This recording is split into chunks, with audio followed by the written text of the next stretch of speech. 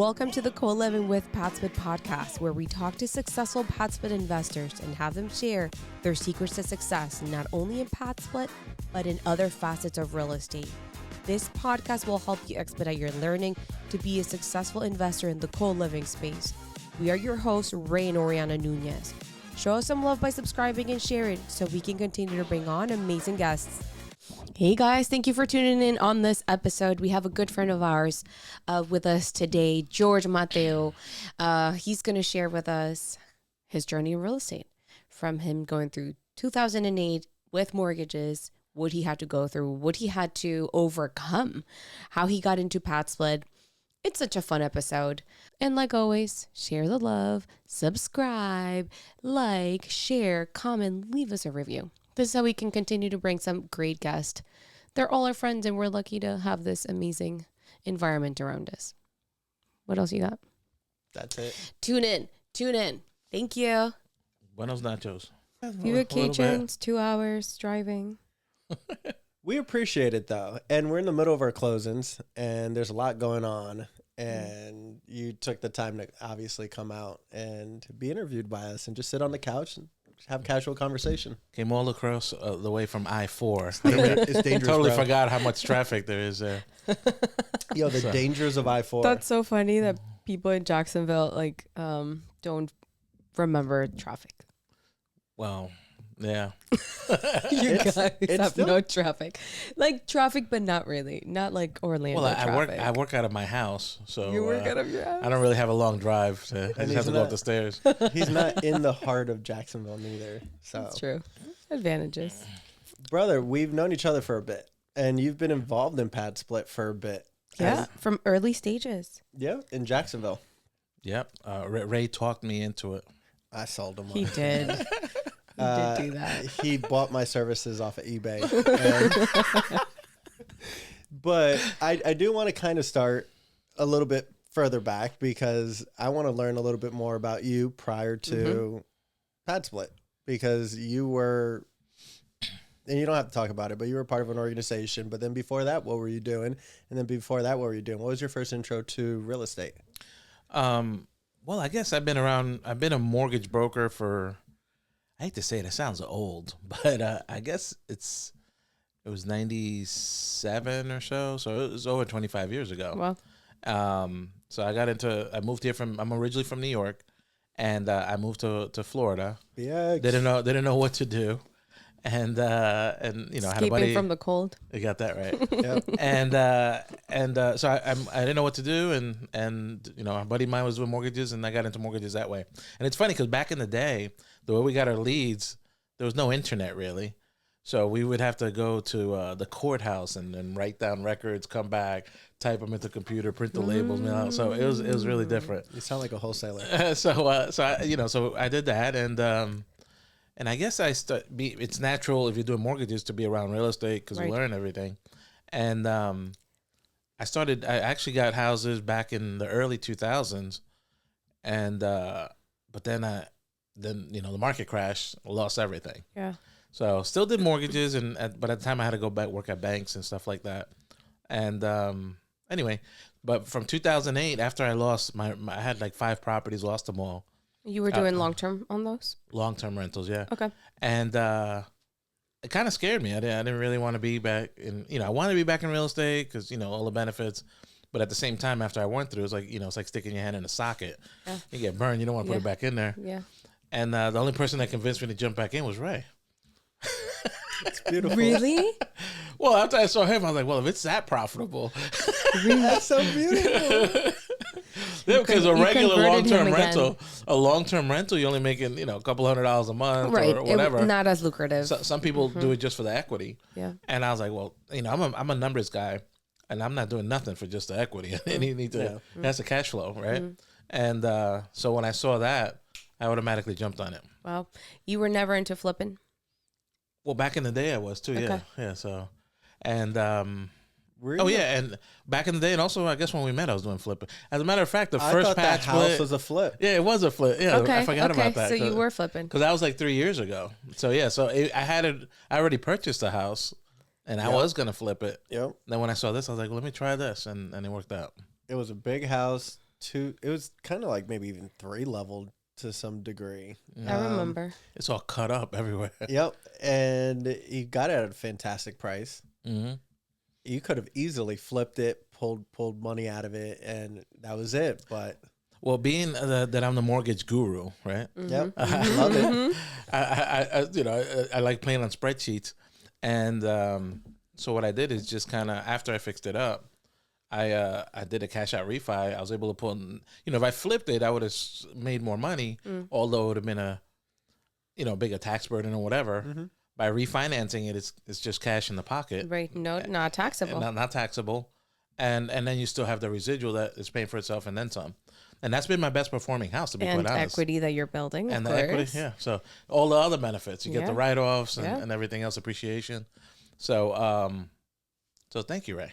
I love take that. I appreciate it. I think that might have been one of my first PadSplits that I walked, actually.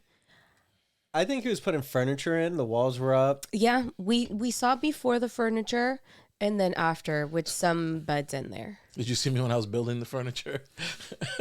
I probably was there. I was there like every Yeah. weekend before I got smart, right? You don't build furniture no more, do you? Hell we no. don't do that. Hell no. That was bad. One and done. I was there for like a month building IKEA furniture. Forget it. We went through the same thing.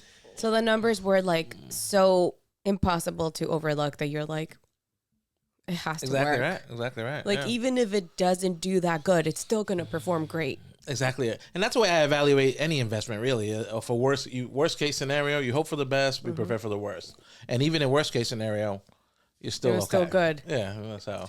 So- How many rooms did that one end up being? Now it should have been a lot more, but it has humongous rooms. But it turned out to be 7. Yeah. Would you have done anything differently with that one? Add more rooms? I don't know. I don't know if it's 2 of mentally your 'cause- premium rooms had gigantic windows. Mm-hmm. Or Yeah. one had a gigantic window. Mm-hmm. And it was like a custom window or something that you were ordering for that one. Yeah, And then there was like a delay on Yeah, that the one. Windows delays was a lot. yeah, and I had to replace it not because the window was broken. It was because it wouldn't open. So, but I felt bad telling you that. And we you couldn't did do a it. full renovation. Like I remember walking in and it looked brand new flooring, brand new baseboards, fully painted everywhere, like modern kitchen. Everything was brand new. And that was 3 years ago. Now, and I got a question for you guys. Like, how often? Because sometimes, especially when you have somebody managing your property, and you really don't go there as often as I used to, right? Do you have to kind of freshen it up a little bit? For photos in between, we recommend it. No, but I'm not Especially- just for photos. I mean, but just for the people that are living in there to make it For sure. remain attractive, so they don't go to the next place. I agree. We take it for granted and we just kind of hit the reset button every time someone moves out. And that's just a customary thing. Like, hey, it's been refreshed. Fantastic. And then they'll put it back up. But I would say after 3 years, rates could be different. You could charge more possibly or charge less and you might want to take a TV off. Maybe you want to put a TV in there or put a mini fridge in the room because now you can make more. So I do recommend it, especially 3-year gaps, but from like year to year, probably not as much. And even little things I've been thinking about. I'm talking about property Even manager. painting, just Painting fresh too. coat of paint. But even I was talking to my property manager, and I learned from another host as well. But like even like we put a bathroom mat when they get out the shower or whatever. Yeah. If you think about it, I Same haven't mat. replaced that like in 3 years. I mean, what? Right. So funny that you say that. A host that came on the show with us, he's like, once a month I bring a brand new shower curtain. I'm like, oh, that's kind of nice. Brand Because new how much shower is it? curtain? Like, A shower curtain. That's where it's like I think yeah, because it's like 4 people. You know, they get all gunky and stuff. the shower it- curtains. I would do Yeah. that like every 6 months. And Yeah, it's- something like that. But it's like $15. He's like, it's not gonna break my bank. Maybe you got you know? dirty ass people that live there. Listen, but I thought those gestures are so nice. Those are the small gestures that create that I agree. experience so better for the members. I saw a host. I went to his meeting the other day. That he does like a little caddy shower caddy. Oh, I thing love that. I puts it saw on there. that. So I think there's a lot of little It's like good a ideas. welcome package, right? So, And and it's I like think a that cleaning separates kit. you from everybody else. You know. Completely. First person I know that did that truly is a mutual friend of ours up in We're Jax. probably talking about the same person. Well, he said no they met names. at a meeting. Oh.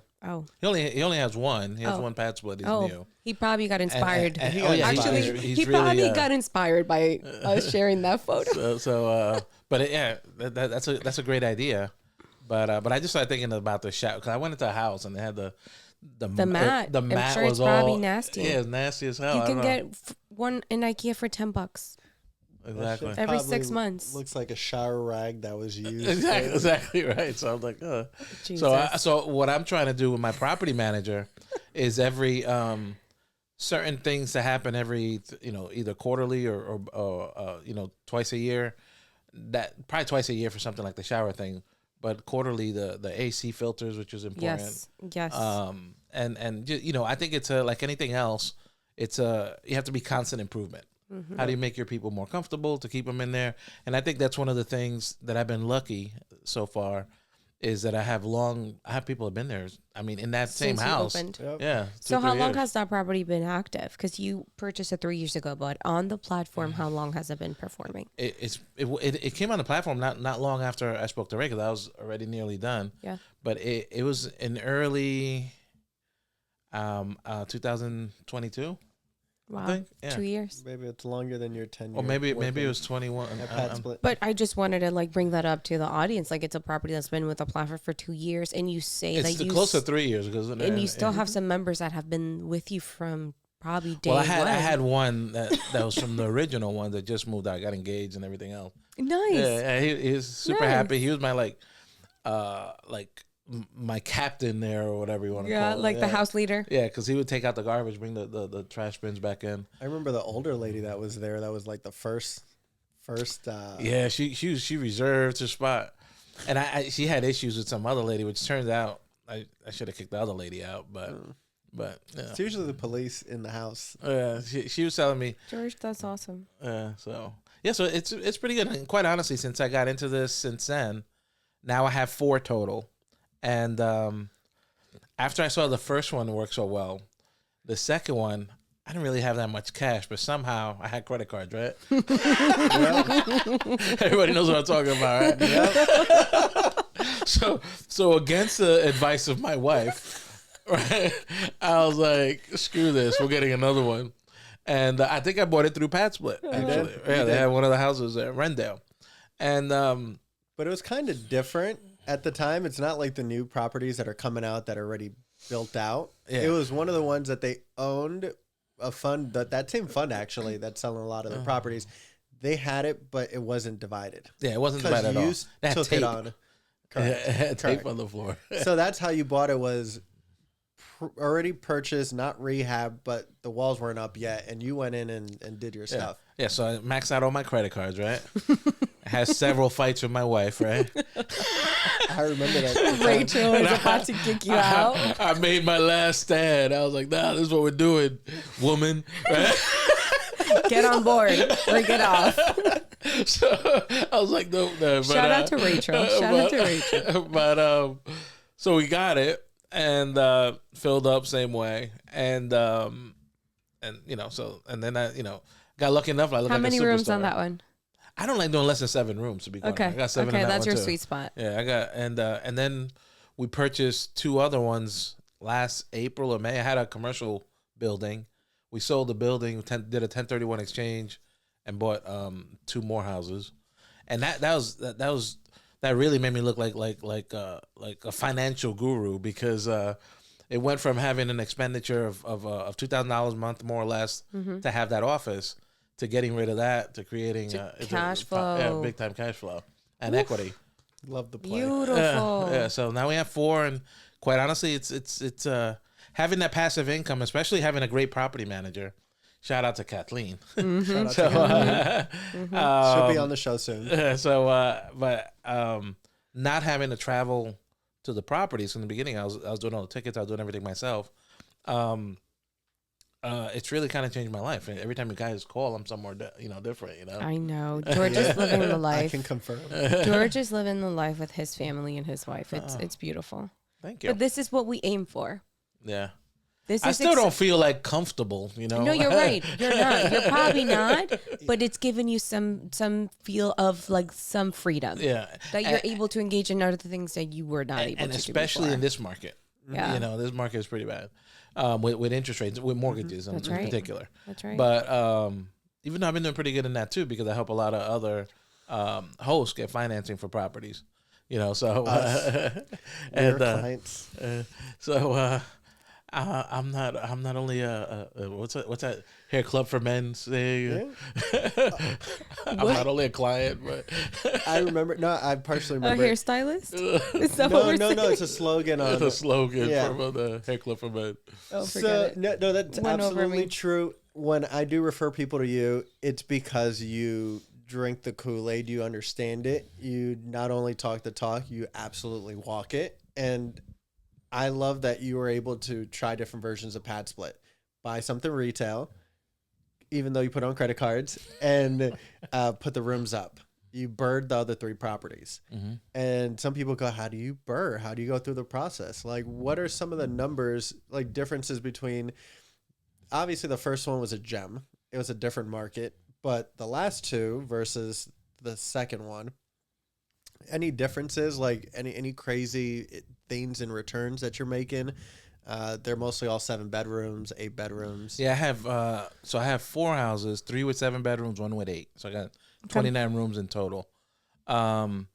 It's funny. So for the last one, since it was a 1031 exchange, you have a window that you actually have to do. Find the properties, correct, right? And get to closing. Exactly. So on that one, believe it or not, we went out like the first day, and we found like 3 or 4. Wow. Because we got them right from MLS. Mm-hmm. So they were already rehabbed. And then, I wanted to also add for context, George's wife is a realtor. Mm-hmm. She found them. And she has an eye also for finding these properties. So she's gotten really good at it. They both are like this phenomenal duo combination that complement each other's strengths. There's Batman and Robin, and there's George and Rachel.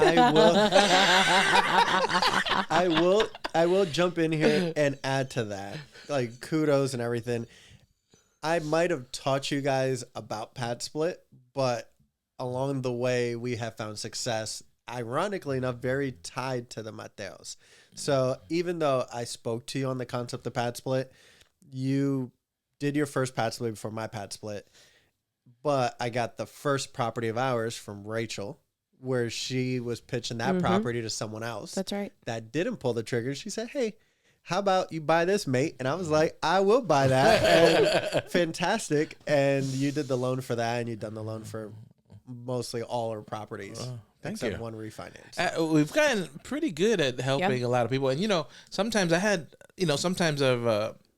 guess since I'm on the PadSplit website as one of the lenders, you have people that call you, and I've had people call me, and pretty quickly I'm able to tell them with the numbers whether it's a good idea or not. Yeah. So, for example, I had a guy call me up, and they had a property in the contract, but it was like 300 and something thousand in Jacksonville.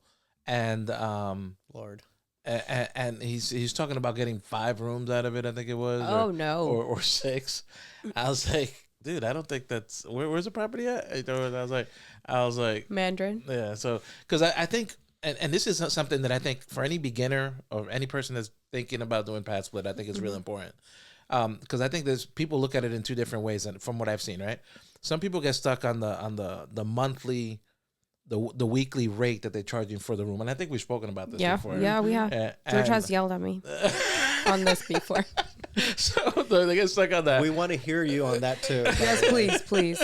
Elaborate on that. Yeah, so and then my philosophy is all that matters is occupancy, because you want cash flow. Because the reality is on these houses, you have to kind of calculate, and you could do it on a spreadsheet, how many rooms does it take you to break even to cover your nut, right? Because not only is there a mortgage, there's a lot of unexpected. You got the utilities, you got the mortgage, you got the grass maintenance guy, repairs. Yeah, maintenance repairs. Those are random, but on a constant basis, fixed expenses. You got utilities, you got mortgage, you got the grass guy, yard. You got the pest control once a quarter. Pest control once a quarter. You got the internet. You have the property manager. Correct. And I'm sure I'm forgetting something there. But so these things, if you add them up, you have to figure out, okay, what's the average room rate, and how many, what's my break even? How many rooms is break even? And normally you're gonna find that depending on how much you bought the property for, it's gonna be 3 to 4 rooms, right? So that's one of the reasons I have to have 7 to give yourself, because most times you're not 100% full, right? So if you only have 5 rooms and it's 3 to break even, and you got one room empty, you're not really Right. making much on the property. Right. And you have to have a good margin to be able to pay unexpected repairs. Mm-hmm. You know, so so occupancy for me, even at a lower price, is more important than what you charge weekly. Like for me, I don't because you honestly even at 150, it's like $600 a month. Yep. for a Right, you're room, still right? making it versus having it vacant, sitting that you're not Yeah, producing. exactly. And some people they struggle over like $10, right? If you have it empty for 2 or 3 weeks, that $10 takes you like a long time to make up. You know what I mean? Yep. I say the same thing with the move-in fee. Mm. Like some people get stuck on it. The default number is 100, but then some people to feel better say 50, and they'll put 50, and I'm like, your room is vacant, and the hurdle that's there between the member and your room is sometimes that move-in fee. Yeah. So that $50 you really wanted, that $100 you really wanted, now your shit's empty for a week. You missed out on money. And Exactly. It's way more than that $100. Exactly. And I got to tell you though, one of the things that, and I don't know, and this is more on a bigger issue, and for like the state of Florida, just the insurance costs are ridiculous. Oh yeah, I hear. You know what I mean? Yeah. And even the taxes are getting out of yeah, whack. they are. Which is sometimes it's like real estate is a good investment opportunity, but it's like like everything else. I mean, Makes it I went difficult. to Costco. They blew $400 on crap. On 3 little things that you're like, what did we get today? Got a bottle of Gatorade. So I was like, Toilet paper alone is like $30. The rotisserie chicken. no, that's cheap. That's always cheap in there. $6. That and the pizza. But what do they pump? I thought that I went the same day. When the chickens are so big, what are they pumping those things? I'm not eating that chicken. It's good though. We just got the salmon, paid $40, and some other stuff. So. It's but so the cost is but luckily the margins are so big with PadSplit that even with those increases, it's still profitable. I don't know how a long-term rental does it. Especially at the prices. I agree. No, it's to your point. They're just building equity. Yeah. I don't believe in cash flow in today's, state of the real estate environment with long-term rentals. It's negative cash flow with the hope of appreciation. But that's not much more than like playing roulette, Yep. Just hoping for the best. Because honestly, there's a lot of uncertainty. That's a truly long-term game. That's a 20-year. I'm too impatient for that. I agree. No, I'm here to get that. That's No. right. When I do people at the mortgages or whatever, when they want to do marketing, they call me up. It's like, oh, you got to build a brand, and they want you to blow thousands of dollars a month to build a brand. I was like, man, if I spend money in marketing, I want to see a return. I want my phone to ring. Yep. I agree 100%. But I agree with you.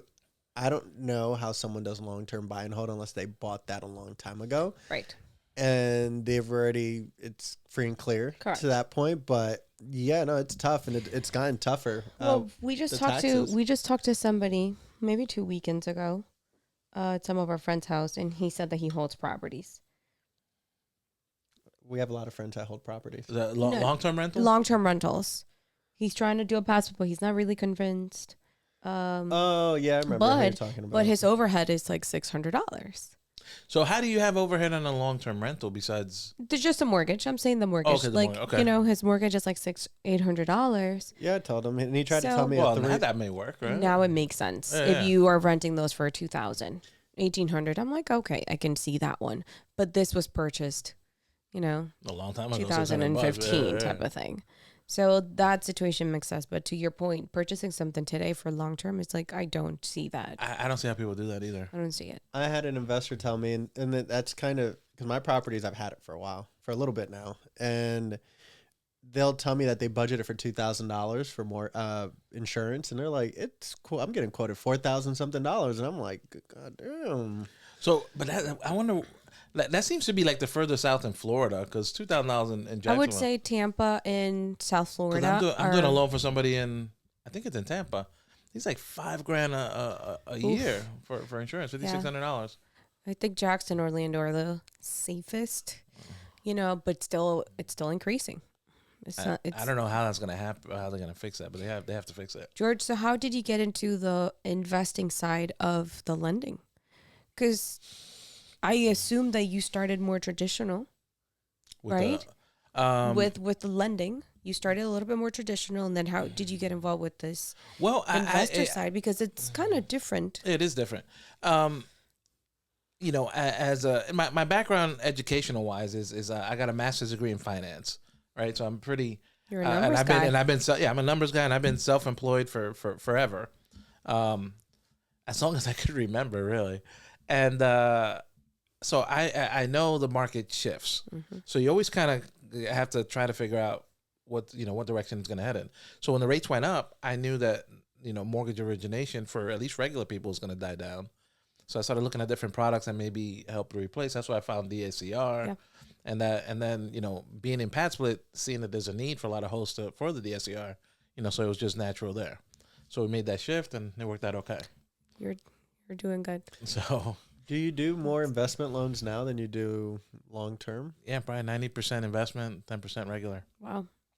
And the regular that are ones are probably for investors that are buying primaries. Right, they're not even actually first-time home buyers. Yeah, so I'm not really. I haven't. So I'm more interested in finding other property. I want to find more properties.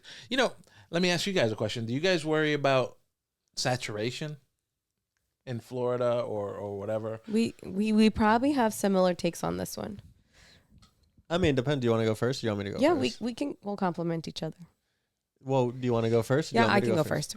So to me, saturation in our space as PadSplit is not a word that exists quite yet. Do I think competition is present? Certainly. Why? Because we're operators ultimately, and we're here to create a better experience for our members to create long-term tenure. So when I look at a more mature market like Atlanta, where we see 5,000 plus units in over 6 years of building this market, and our oldest market in Florida is potentially 2 or 3 years, which is Jacksonville, and we're at 1,200 units. Mm-hmm. But what's a population size in Atlanta compared to Jacksonville? That's a good point. Probably not even close to the same. Yeah. So right, but the demand also for affordable housing is just so absolutely big. In general, there's a shortage of housing. What I'll say is that when you look at the map and you see that in 32208, for example, there's 60 units. That's 60 bedrooms. That's 10 houses. Oh, that's not a lot. Yeah. If you calculate about 7. And yeah, there's a lot of units, but if you factor in there that the biggest holder of units in Jacksonville is a fund. It's 2 funds, technically, if we break it down. And it's one that is like loosely related to PadSplit. One is loosely related to PadSplit, and then the other one is the billionaire. And then the rest of them are single individual people that are buying properties. Like us. Jeff is the biggest holder, and then probably us. And then, it teeters down. It's probably you as like third. So with that being said, we're not on the east side of downtown. Mm-hmm. It's very little. 32254, Windy Hills area, let's call it, behind the Sam's Club. That area only has 3 houses, and I think it's only like 15 units. Because like I said, I try to look ahead, and I'm afraid of putting all of my eggs in that basket. I agree. I think there's some zip codes that are completely undeveloped in so many parts of Jacksonville. I keep confusing these, but Orange Park. That's southwest. Where I live. The people that I know that are doing Orange Park, they're all booked up. They're doing good. Yeah. But there's a lot of demand there. And also Mandarin. There's still demand in Mandarin areas. But what's funny? There's only one Mandarin property. But yeah, that's because properties are more expensive there. What's funny about Orange Park, though, is it doesn't fit the typical PadSplit model with being a bus stop and everything, because Orange Park doesn't even have a bus stop. So it's weird. I would say it depends, because if it's near the mall, you have a lot of highway. Mm-hmm. And you have that strip's full of jobs. It's retail jobs, and it's restaurant jobs and fast food jobs, but you still have jobs, and all those people probably can't afford to live in the vicinity, especially new construction side. Now, I will say there is a new construction area in Orange Park. There is absolutely no bus stops out there. You have to walk. It's nothing but new plazas and new developments. I think it's more difficult to do that there because it's rural, consider. You do need a car. But I think that a lot of people, especially the funds, bought where it was cheap. Where's cheap? 08, 09, 10. Yep. So they kind of did the northwest and went downwards towards 10. And then if you look at the whole map of the east side, there's absolutely hardly anything There's on the nothing. east side. And there's so much opportunity in that side. The naval base is there. The college is there, closer to the airport as well. I just had an opportunity in a house there. I didn't think about that. And I would probably buy closer to the airport too, a little bit because of all the different hotel jobs that there are and all the different restaurant jobs that are there, plus the employees that work at the airport. The development in the airport is also really big. That's providing a lot of jobs. So maybe that word saturation seems like concentrated in certain zip codes, but that's why I wouldn't even. That's why my consider follow-up it. question was going to say, how's the Atlanta market? Is it still thriving, or is it That freaking place can thrives. book a room in 24 2 days. hours of Really? booking in Atlanta. wow? It's quick. Their numbers are faster. There's way more people. There's Our good friend of ours activated her property, call it a week ago, and in 6 days she's 100% occupied. Wow.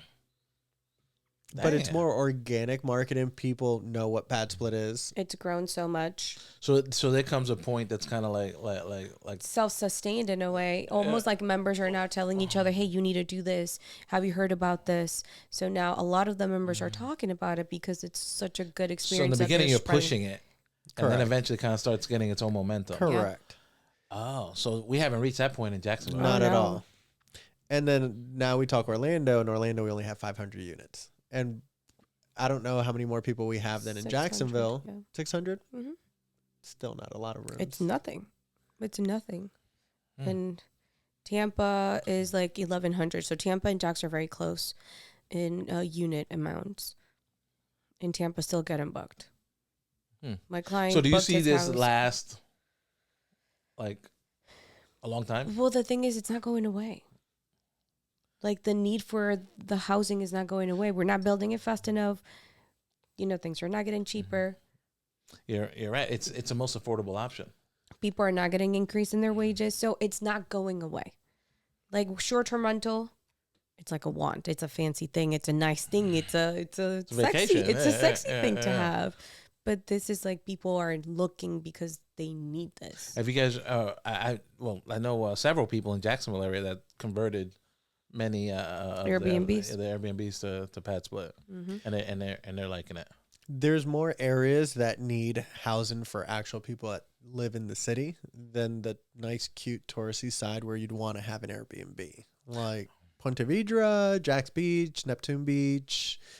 Maybe, I mean, I wouldn't want to have an Airbnb next to where the Jaguar Stadium is, but it is ideal based off of stadium and games. And But if you think about it this way, you could invest in it today, and that's the long-term play, 10 years, 15 years down the line. when the It's hotels impossible get to buy. built out on the riverside, but So today's not nice. But with that being said, then everywhere else is long-term buy and hold or PadSplit. And there's a lot more of those other areas than there are the cutesy areas. That, I know. Oh, the lady, your friend that I helped, that Yeah. she does Airbnb. She buys like the $500,000 ones or whatever. But she does well. I'd be scared. Yes. Oh, they do very well. Yeah, they do And I well. do think that there is still a very successful niche in luxury Airbnb. But she's also very creative with her the way that she designs the house and interior decorating. They're She- so she- creative, yeah, but yeah. but it's that specific niche. But if you have a nice home, but it's regular and it's average, why would someone want to? riches in the niches. Correct. I keep hearing that in fix and flips. Riches in the niches. Yeah, you make your riches in the niches. It's like snitches get Stitches. And dying ditches. Jesus. Never heard that one before. The Colombian version. I'm never gonna mess with Ariana. You just hurt the person here. You don't Dying kill them. ditches. Sounded lonely. Dang. Sorry, hardcore. But She threw up gang signals when she was doing it. I'm really held hostage. I don't want to be here. Blink twice. But with the niches thing, like there's people making money in different aspects, different parts. Like even with PadSplit, you could do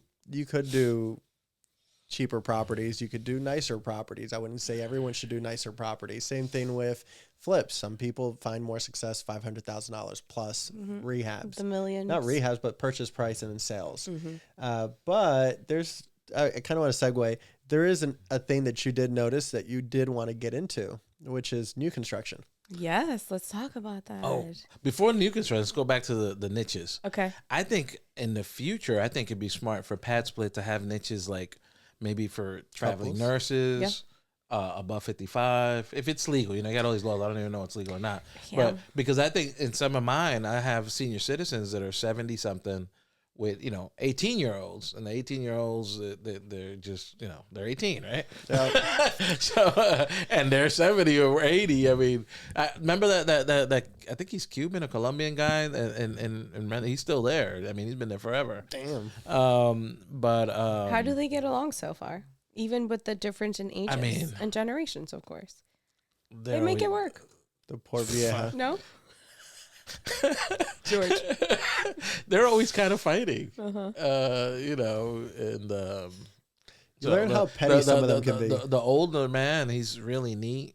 The younger ones, a lot of them are sloppy and everything else. So he's always bitching about that, and so who knows? As long as they pay the rent, deal with it. But I think it'd be cool to have like more of their peers in there, because I think especially for older people, a lot of them are by themselves, and so if you have like an older, which I was at one of the town hall meetings one time a few months ago, and this guy in California that did that. He says it took him longer to fill it up, but it's probably better maintained instead of having kids and younger kids on there. I think that's something we could implement in the future. I think it'd be cool to be like a category. But you know what's crazy about that? Where we stand today, we don't have enough inventory. Yeah. To like select and pick and choose and be like, yes. It's like. Yeah. I think in the future, though, I think that's a great idea, because you could target different niches, you know? I think the only way kind of today that I notice that kind of works, let's say that your property is nowhere near a hospital and you say you want to do traveling nurses. You're probably not going to fill your house up with traveling nurses. But if your property is in Springfield and you just happen to also be near the hospital, then you'll probably attract by default, by proximity, nurses, front desk people, but people who work in that industry. Same thing with airports. People say flight attendant crash pads. Well, if you're near the airport, you're going to get that naturally. People tend to pick their properties based off of location.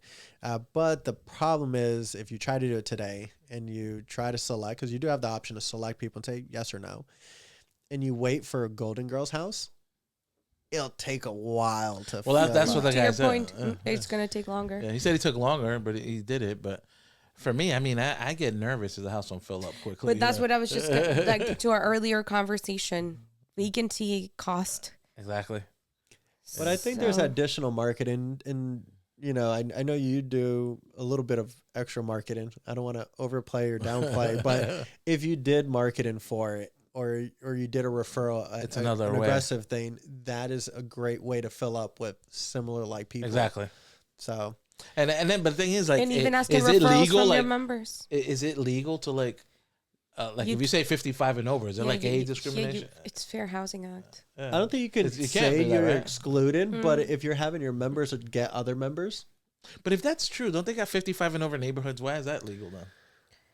I think they get like, I'm talking out my ass at this point, Yeah. but It might be. I think they get tax benefits. It might be like a zoning type of thing, designation. Well, I think they get like tax credits, or they get something back, some to subsidy be able. somewhere. We'll ask Atticus.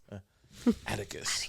Sounds like a warrior. Don't invoke him. So new construction. So one of the things that I noticed, I got 4 houses, and I ran into several issues, and everybody got stories with the members, but one of the things buying older houses have more maintenance, kind of like older people, right? Boom, boom. Yep. But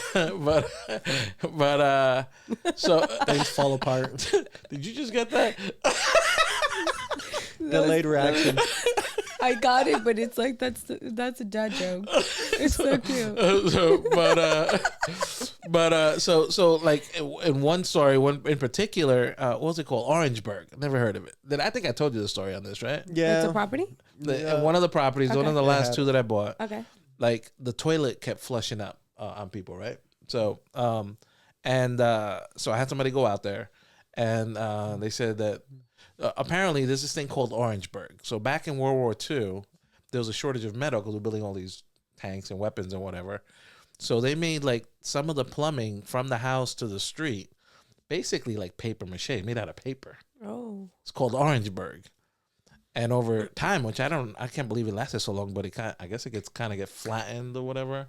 So it doesn't flush as well. So it got stuck. So, and then I got a ridiculous quote from, I think it was Roto Rooter. It's like 12 grand. Wow. I ended up getting it for a lot cheaper, but they replaced it with PVC. So you know, that's just one example, like having an older house of what you could run into. The maintenance costs are definitely higher, whether it's an AC. A lot of them don't have insulation on top, which I have to get insulation in there. So that led me to think, what if I could do new construction? And I'm trying to build one now, even though it's not as easy as I thought. But I do have loan programs that allow you to build, and then you can do whatever you want with it. So you know, so I'm in the process. It's taking longer than I thought. You know, it's a learning curve, which I expected. But I bought a piece of property up on the north side, and How many rooms are you gonna get there? I'm hoping to get 7. How many bathrooms? 3? 7, 3 or so. Mm-hmm. But they haven't even cut the trees down yet, man. I've been working. Is there I want to see some progress. I haven't, before you start telling people you're doing new construction. What's your short term is PadSplit, long term? What I think you have to, as far as investing. No, that particular property, like, because we always hear, oh, well, you're converting something into PadSplit. What happens in 10 years? And you're like, well, hopefully it's still renting and I'm still making money, but. It's the skeptics that like to ask. My philosophy in general, because I did a lot of flips, right? So and the flips are kind of they're kind of like a drug. It makes you feel really good when you first get your shot. It's an adrenaline rush. You get that. It's the hunt. You got 30 grand or 40 grand or 50 grand or 100 grand, whatever. But then money just disappears. Right. That's like, 50 grand is like 2-3 trips to Costco, right? Yep. So then you pay your taxes. Gone. You're like, like damn. So for me, the passive income is more important than the quick fix. Yeah. So because I did several flips, and I just felt like for the amount of work and effort, just wasn't worth it. And then once it's done. And your high goes down. You start again. Then you're fiending, trying to find another one. So that's how we know you're from the Bronx. So I was like, man, this isn't. So that's one of the reasons when I met you. That's what I was looking for something. I knew it was real estate. That's all I know. So for me, that long term residual passive income is a lot more important, and building that. Is the goal, because if you end up having right now I got 4, if I go to 10, 100, then you're buying your time back. Yep. And then you could do whatever you want. Yep. So and I'm not where I want to be. I'm nowhere near where I want to be, but I'm able to have a lot more free time, and I'm not as a salesperson, mortgage person, whatever, many times it's like the first of the month you got to figure out how you're gonna go. That's right. How to go get it, and every month is just on that constant hunt. And and I'm old, so I don't feel like hunting as much. You're not. Other priorities. Yeah. Other priorities. So now, so I think, we only have one life, and we have to enjoy the life that we have. Mm-hmm. And looking back, if I would have had my focus on increasing passive income, I would be a lot further along, because I only started this journey on passive income 3 years ago. Mm-hmm. And it's been such a difference. So imagine, just if you focus on the passive income instead of, the quick money. Yep. Be different today. I love that point that you made, because we've seen so many of our investors come in from that space. Active cash, so exciting. You got to start again. Yeah. You're not you are building, but it's instant. Mm-hmm. And you're as good as your last transaction. It's no different than selling anything. I mean, I used to sell cars. You sell a car, bam, and whatever. Great sell commission, mortgage, and then it's gone, and then you're it's gone. like, okay. So for me, so that's I think it's important, and I also think it's important to diversify, not just with pad splits. Yep. And I haven't quite figured out what other things, but I tell you one thing, I bought NVIDIA. Yep. I bought NVIDIA stocks like a year and a half ago. And I think we bought 6. Oh, They split. We got 60 now. It went up. I mean, it's like more than double. nice. But now that's like lucky though. I just, I saw a buddy of mine post a Facebook post, and I'm like, well, that looks interesting. Bye. Most times that don't work out that way. It doesn't. That was a good stock to buy into. that one was good though. Where was that Facebook friend of mine? So we didn't see the post. All my friends just tell me about GameStop and shorting the stock on that. I'm like, I should have bought NVIDIA instead. the NVIDIA, I bought it for like $400, and it went up to over 1,000. Then it split. Now we got 60 shares. Nice. I was like, God, I wish I could do this on a daily. That's like a hit right there. That's another one. So I will confirm the new construction idea and thought. Like when you told me about it, I'm like, I want to do that. But the reason why, great idea, and there's companies that do this outside of Florida and Atlanta. It's in Texas actually. Their new construction idea: less maintenance, Lower insurance, predictable. Like you don't break a wall down and you go, shit, what is this mess? And so you can repeat the process, and it gets cheaper depending on where you're buying and how many of them you're doing. And the other thing is that everything's permitted. Other great thing. So you're not doing nothing necessarily sketchy. Some people do and some people don't, but it is what it is. And the other bit is that private bathrooms make more money than public rooms Shared. with shared bathrooms, bedrooms. So that company does 6 bedrooms, 6 baths, or 7 bedrooms, 7 baths. And you can technically take out the bathrooms. You can reconvert it if you'd like. It's shotgun style where it's you walk into the house and it's a row, a hallway, and it's room, and kitchen.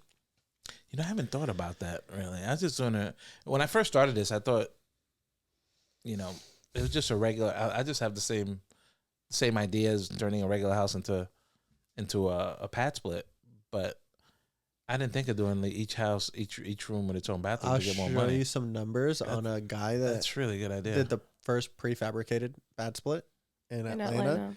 And it's 6 bedroom, 6 bath, if I'm not mistaken.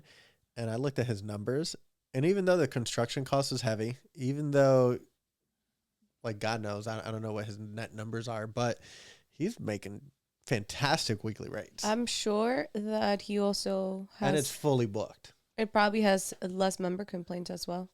Absolutely. Everybody is in their own space, and we don't got to be talking about hygiene and things like that. Absolutely.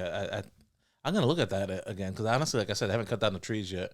We can still go back to the drawing. I can still change it. I'll show you some floor plans. And honestly, I thought when I bought the lot that I was going to be able to do 2, and then, you learn all these things. I can only do 1. So now it's like an acre. So I could probably put an ADU maybe, like an in-law. Well, I wouldn't need an ADU or something like you true. said. You said 6 bedrooms. 6. See, Yes. that breaks my 7 bedroom thing though. ADU, dude. at an ADU. Here's the thing. Lucky 7. Lucky 7. Do you remember some of the prices for some of your private ensuites off the top of your head? They're above 200. How far above 200? Because I don't have many myself, but 240. No, but yours are like in the Mandarin area or something, right? Not at all. I got one in San Jose. The one in 32208, I mixed it up between 08 and 09, but that one is 6 bedroom. It was the one that we were able to burr really well. We got it for $82,000, appraised at $188. I think you were able to get us 80%. I think 40-year loan or something. It was 85. But with that particular one, 2 private ensuites. It's like an outdoor unit that people go into the house to use the bathroom, not the bathroom, the kitchen. But $240 for that outside unit, $240 for the front unit. The first PadSplit we have, it's $275 for a private ensuite. The one in San Jose is $325 for a private ensuite. And I think that's all the private ensuites that we have. You're in bougie areas though. See, I'm a Nah, bro, that was No, we have a hybrid of both. I'm just messing around. Actually, that was gonna be a flip. yeah. We That tried was to gonna do, be a flip, and I actually was completely against it. And we kept it. switched it up and kept You were it. against keeping it or against flipping it? She's against buying against it buying and keep it. Against buying, period. So you pull my card, woman. We's going to do this. Quite He's gonna buy literally. this. Quite literally. He's It like, was- you said you don't want to? We're closing. I'm like, I already bought 2 from the wholesaler already. We had a good relationship. He threw me another one, and he tried to sell me one on Mandarin, and I'm like, let's go with the San Jose house. Got it for $305. The San Jose, I mean, the rates are good there.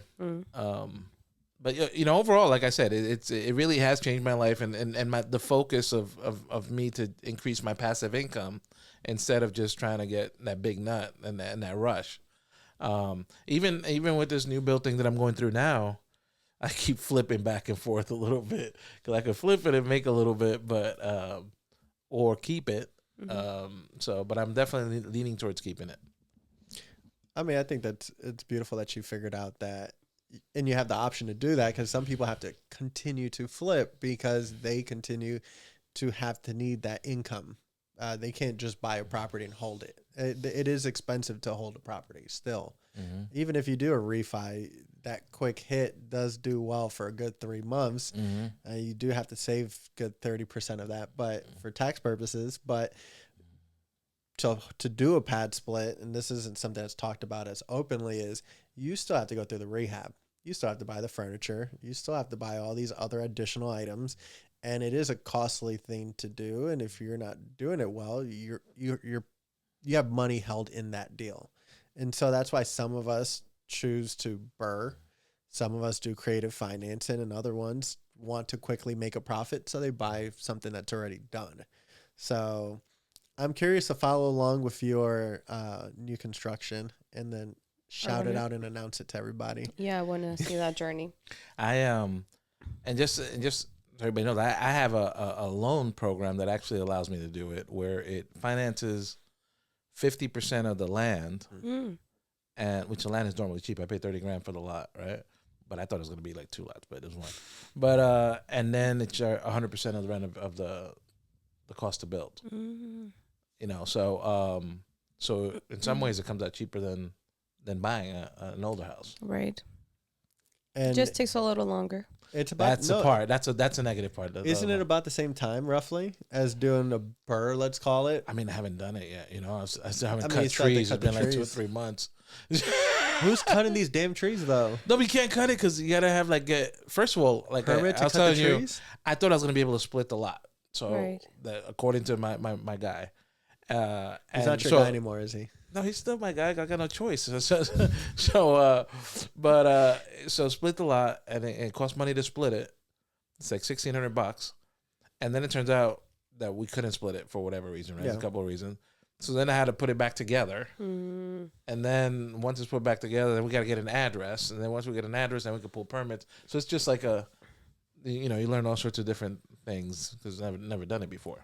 So the next one will get faster and faster, and in that sense, I'll be able to help people as well because I've gone through it. Same way that I've gone through the PadSplit thing, I'm able to help other hosts, and I have all the connections, in that area to do it in the Jacksonville area. So Oriana's typically the one that asks this question, but I want to know, obviously you have 2 daughters, and most parents do what they do because of their daughters, but you got into real estate before your daughters? Doing mortgages before your daughters were born or as they were born? And what really I've been doing the same thing forever before they were born. And so what motivated you then, and then what continues to motivate you as you continue to find success? Because you could plateau technically and feel comfortable, but you keep growing. Now we're getting deep here, but I got some shit. So That's we like it. So That's what we like here. I think overall you have to, I think the goal should be for everybody to be happy, Of course. Right. And as humans, I think I saw a quote a few days ago, goes along with this kind of thought. And it said, it's not the pursuit of happiness. It's happiness in pursuit. That's right. Oh, I just saw this recently too. Yes. So you have to have a goal in front of you that you're shooting for at all times. And when you reach that goal, then you get another goal. It's like, why are you pursuing the happiness if you can be happy in the moment and enjoying the process of it? But I think it's kind of like a lion, like chasing his dinner. You know, well, in the middle of the heat, you know, you don't know what's going to happen. The excitement of the possibilities of success, failure, all of that. It's what makes life worth living. And I teach the same thing to my kids. I think that you have to have a goal of what you want to do. My goal's always been, you know, honestly, financial freedom has always been my goal. Like to be able to do what I want. Because I watch my dad. I got my buddy that died last year, and he worked his whole life and died with all his dreams inside of him. I'm sorry. So he's my mentor, he's my best friend, and that's why since last year I've been to Mexico. Every time you see me, I'm like, oh fuck it, I ain't down with all my shit inside of me. That was a wake up call. I remember the conversation. So he goes, "I'm gonna go take it lighter," and out of nowhere, but I love it. But you're right. That's what we're here for. And it's definitely, you have to have personal goals on things that you want out of your life. If you're with somebody else, that person has to have. It isn't all about like you sacrificed your life, you're married, and forget it, you're dead. No, you're two individuals. So you have to have each other's dreams and then common dreams together, and then pursue it with everything you got. And I think that's how I'm happy. So I think people get stagnant, and I think it's a cause of a lot of mental issues in our country because people are directionless. They don't know. They worry. They don't even know what bathroom they use these days. You know. Yeah.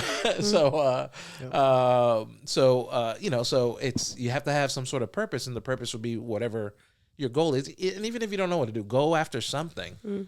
And then while you're going down that path, you're like, yeah, maybe I don't like it. Switch to another goal. But the point is, you got to keep moving forward. And that's what I do. And that's what I'm continuing to do till I die. Keeping the momentum forward. Yeah. And like to that point, like enjoying, like, I feel like this is something that I tell you all the time. Like, we're just going through the process, but did we take a second to like step back and be like, wow, look at what we just accomplished? Exactly. Because I feel like we get so kind of laser focused. Caught up in the moment. Completely, that we forget to smell those small flowers. Because it's still part of the process, and I want to be able to remember and remind you and me and us, like, babe, look what we just did. Look where we are. We're not over here anymore. Yeah, we're still not at where we want to be at. Yeah. But look how much we've advanced. And the truth is, you're never going to be where, like I said, even when you get to where you want to be. Right. You know, I went back to I went back to school when the market crashed and I lost everything. Filed bankruptcy. Lost five rental properties. Almost lost my primary residence. A hard moment. Yeah, everything else. And at that point, I was like, all right, well, you know, I didn't think I was going to be doing mortgages anymore.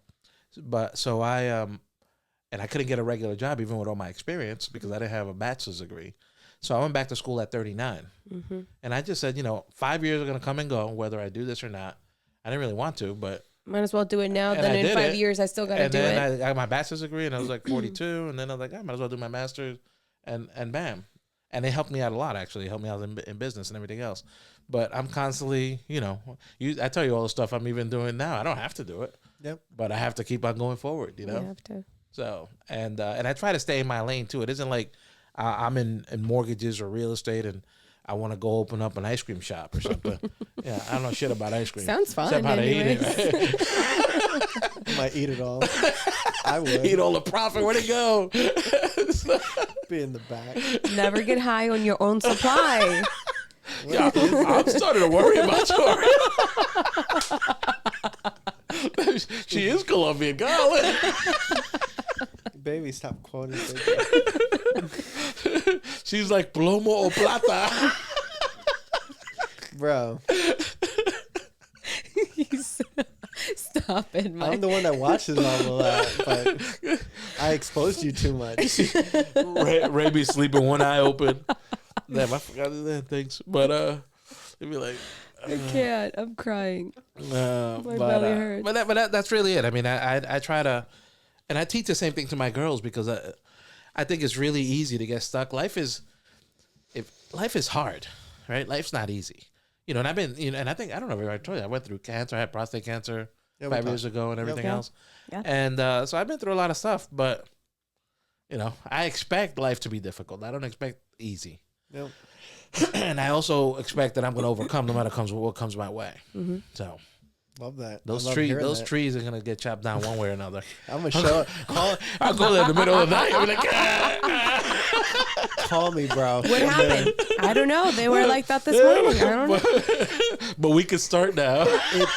It's Now we can start. It's 1 acre. Ain't no one gonna hear those trees fall. You'll be good. I'll be there for you. Yeah, but you know, that's the way I you gotta learn. You know, you gotta learn how to overcome. No matter what life throws your way. And in order to succeed, I have failed many, many times. And you can only achieve success through failure. There's just no way around it. That's the only way we learn. Well, we learn through observation and experience, and there's just no other way around it anyways. Well, there's an alternative, which is pay a mentor or pay somebody for these experiences, or you learn through these experiences. Well, I agree with you, but even through that mentor, you can still make those mistakes. For sure, you can absolutely fail, and your mentor could be a failure too. But with that being said, like most of us aren't in the position to have mentors, and you do have to learn for yourself. And I would say that for myself, I didn't pick mentors throughout my process. So I definitely failed. Well, man, when I say mentor, it could be just an older person that's been, you know, maybe further down the line. Yep. You know what I mean? So but even though I know a lot of people, successful people that pay, you know, to have a mentor, which isn't a bad idea either. But yeah, you got to learn. You learn from, as human beings, we don't learn. Normally we don't learn unless we fall in a hole. Oh shit, there's a hole there, you know, and then you could avoid it with next one. I remember my parents giving me advice when I was younger, you know, when I was graduating, they're telling me certain things, and at that time, you know, everybody knows everything. Like, you fell in that hole there. I'm not gonna fall in it. Next thing, yep. The hell with the consejos. You don't I was like, oh listen. man, he was right. There's a hole there. Yep. And then you learn the hard way. It's true though. You don't hear. You don't think you think you know it all. Mm-hmm. So I'm gonna jump into relationship before we talk about future, and then also your business and how to get to you. But you are individually successful, but you are also married to a successful other person, and so independently successful. So you won't speak for her, but in your day-to-day business, I should have brought her here. You guys collaborate much? Do you guys like pass on, hey, you're buying a property from me, you're gonna work with George, or do you guys work? Yeah, we definitely do. I mean, we dumb not to, because you complement each other. Exactly, yeah, makes sense. Yeah, so so we pretty much, not only, some people already have their own lender, or some people already have their own realtor or whatever, but when possible we give them the option, right? Because it doesn't make it easier, you know. Do you guys plan together, like for business? Well, yeah, it's funny. Like, it's a blessing and a curse to work together. Probably, right? Are you both drivers? What do you mean? As in, like a red personality. Two red like you're both driving forward. Oh no, I'm the driver. Mm-hmm. I'm the captain. She's on the passenger seat. I mean, we got the different strengths, but I feel like the driver or whatever is a person that has, you know, the vision, like I told you, of which way the market's going and everything else. So, like, when I saw the rates go up, I was the one that we need to switch to this. At a certain point, even before that, remember when the market was a seller's market, and there'd be like 20, 30, 40 offers on the same house? Yeah. So we used to deal with buyers most times. I'm a lender, right? Mm-hmm. And at that point, we weren't getting anything. It was so competitive to even get a contract accepted. Mm-hmm. So, same thing at that point, as the driver, I saw a vision, like, we need to switch over to be a listing on the listing side. And then that's when, you know, started listing. And then now we were doing listing. That'd been going well. Now the market rates, the rates went up. So, you know, you constantly, business is something of constant self-improvement. Love that. I love that you both complement each other on this aspect too. It's not by accident. Yeah, it's by design. Yeah, for sure. I was a mortgage broker. She when we got married, and she's from England. At the time, she's gonna kill me, but she's like, "Oh, maybe I'd be a masseuse." I was like, masseuse my ass. I was like, not in this house. I was like, yeah, no freaking happy endings here. So, and it's funny because next to a Dominican restaurant I go to in 32210, every time I drive, we leave it, I always see this massage school. And I laugh at it every time. So I was like, look, these realtors are making money. Why don't you become a realtor? She's like, okay. And then for many years, like, it wasn't her thing, or she was doing okay, but for whatever reason, she didn't like it. And I was like, all right, go get a job then. And then she, you know, when the market crashed, she went to go work at a bank, and an hour in the traffic in the morning, hour in the traffic back. And when she got paid, it was basically just one deal. And that's when she discovered her love for real estate. So you don't know what you have until it's not. Exactly. When it wasn't there, she's like, I think I figured it out. So, I quit today. Yeah, I was like, let me guess. I'll complete your sentence. But then she became and a broker. she's really freaking good at it. She's phenomenal. Yeah, she's good. And she's gotten really good at the PadSplits, like dissecting a house and seeing where it's good. Oh, yeah. Because she has the vision for it. She's probably done like 20 or more. So, but yeah, so, you know, so sometimes the path is not clear, and sometimes you don't really know what you want to do till you go down the path. Mm. And, you know, and now she loves it, and she's been doing it, and we're doing good. And it's allowed us, you know, raising our two daughters. It's allowed us to, you know, they went to private school. So I don't know how we did it through everything, but they went through private school, which I think a lot has to do. I like to give ourselves credit that we're like, you know, these great parents, but we didn't know what the hell we were doing, right? No one does. I don't think nobody does. I remember when we picked them up, we drove at the hospital, and then, with our first one, and I was like, the nurse should come. You're not coming home with us? You don't come in the package? Yeah. I was like, oh crap. We're there like, oh wow, we got a baby. This is the third person. I was like, oh, what do we do now? But luckily she used to be an au pair, so they're in good hands there. But you know, but it's the real estate industry, even though it has ups and downs, and it's allowed us a pretty good lifestyle. Then this is adding to it now. Love that. I love PadSplit because of that reason, as well as the investor. It allows you to really get ahead. I agree. It truly does. Versus what we already discussed, you know, the flipping. long term and the flipping. It's like, no, this truly allows you to get ahead in a shorter period of time. Exactly. That no other strategy could. Sure, maybe Airbnb, but that's like, you got to be in those high end luxury for that's what I think too, and I think that scares me, because honestly, you could own two regular PadSplits and net. Yeah, even though the Airbnb, when they do those high end ones, they make pretty good. They make good, but not every investor has that entry purchase price availability in financial means to get that. And the expensive furniture.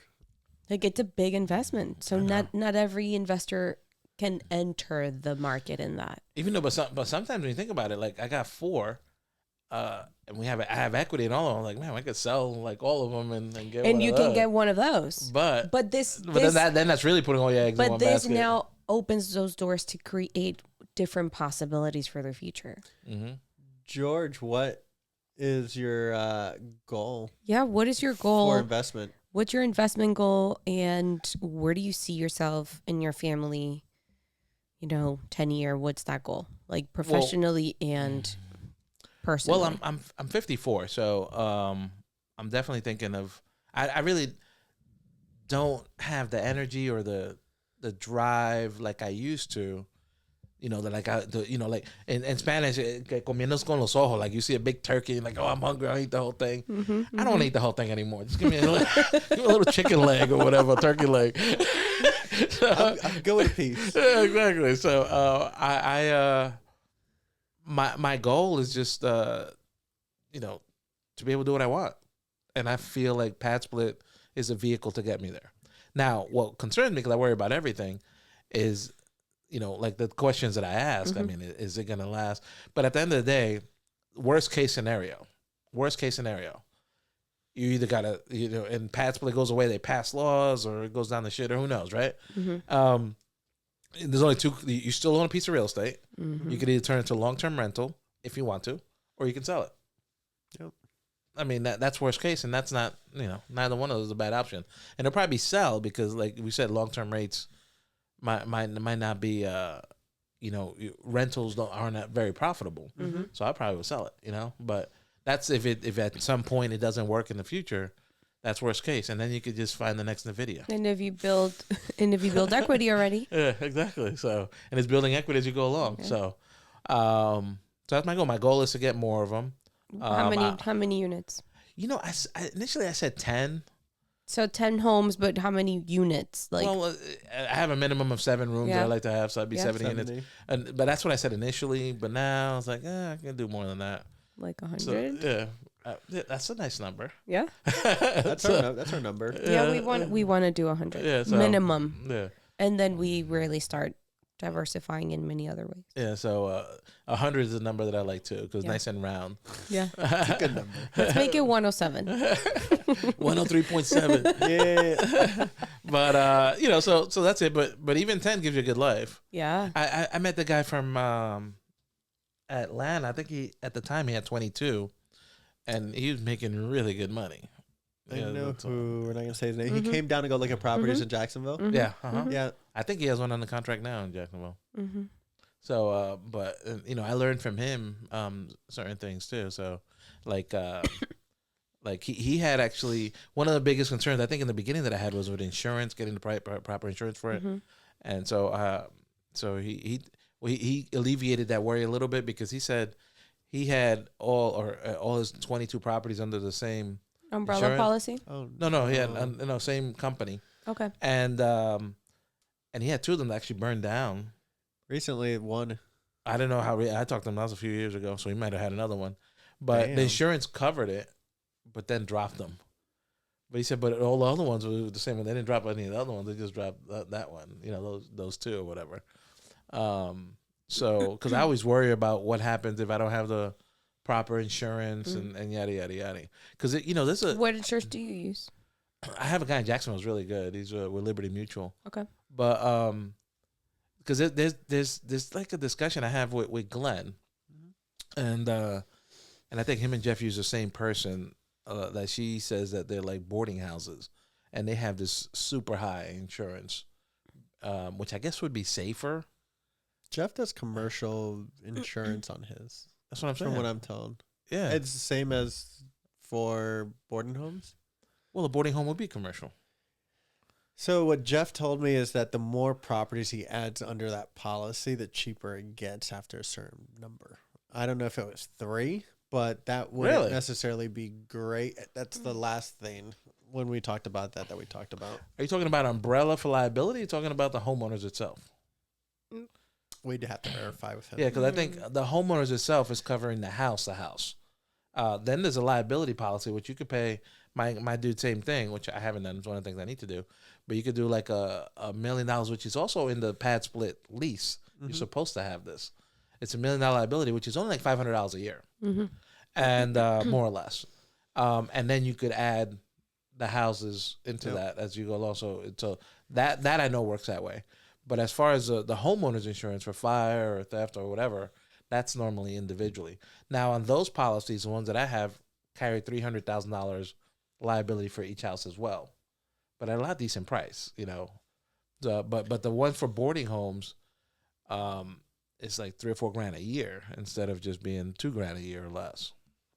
I think there's more exploration, and we're just seeing the beginning for lending. We're seeing the beginning for insurance. The only limitation really in Florida is that we are limited by how many insurance companies are out here actually providing insurance. That's our challenge. I think PadSplit needs to develop a relationship with an insurance company to provide a product just for us. Well, we already did. Oh, really? Yeah. I think they're brokers, though. It's 2. We did it with 2 companies, and I believe they actually left Florida because of the risk. So many insurance companies. You said they love Florida because they left. Oh, left. Okay. They love it because of the risk. No. That don't go together. It's not mathing. No, they left Florida. That's how my mind works. You're like, that don't make sense. That's toxic. But so anyway, in general, I think it's been a blessing. I'm so glad I met Ray that time it was a trade show in New Orleans which New Orleans was awesome. I liked it there. Yeah. Even though it was scary. And I went down Bourbon Street, is it? Yeah. Boy, there's some murderers down that damn street, boy. Yeah. Looking at me all squirrely and stuff. I'm like, it stinks on that road, too. And it's dark. Yeah. I like walking around the daytime and watching that. It was great. But at nighttime, I went there. It was hardly lit. These guys, I mean, they look. I don't know how many bodies they had on them, but I didn't feel safe. Vampires, werewolves. You feel it. Oh, there's areas where this is dark. I didn't feel safe at all. But we do well in PadSplit in New Orleans, so please buy a house. No, I'm kidding. I had a person try to get a loan from New Orleans one time. Their insurance is really, really high because they're below sea level. And everything else. I don't know how they made it work. I told the guy he should sell it. So closed. No, I never. Oh, okay. I never. Okay. I was like, bro, I don't know how you. When your lender tells you to sell your property or it's not a good deal, Just listen. You should probably listen to them and not the salesperson. George, what's the one advice you're going to give somebody that's looking to start their PadSplit or still on the fence? Well, I think when you're acquiring properties, when you're thinking of acquiring property, there's two ways to do it. Either one is like the Burr method, like you said. If you get lucky enough to find a property at a good deal, and then fix it up, you could refinance, get your cash out, and basically own that property for free if you get a great deal, like I did on the first one. And so that works out great because a lot of less money out of pocket, if any. But the issue is it's like finding a needle in a haystack to find something like that, right? So the second path is finding a property through a realtor like Rachel or whatever. That's already been renovated, maybe, right? And then you buy it and put up the walls and everything else. The negative on that one is that you're gonna have to get regular financing, which is 20% down, and then the money to fix it, and then the money for the furniture to get it up and running. But the good part about it is that you'll find a ton of those because they're all over the place. Right. Yep. So so I have 4. I bought 1 that I got lucky on, and then the 3 with the regular way. Even make friends with a flipper. Let them know what you're gonna do next, so they don't even have to go all the way, and then you just buy it from them as well. Well, is that that's a good idea too. Yeah, they can alley-oop it to you and not do the crazy rehab. Yeah. So if you're able to find them like that, whether it's a flipper or whatever, then it works out to be depending on the deal, definitely less out of pocket than 20%. Right.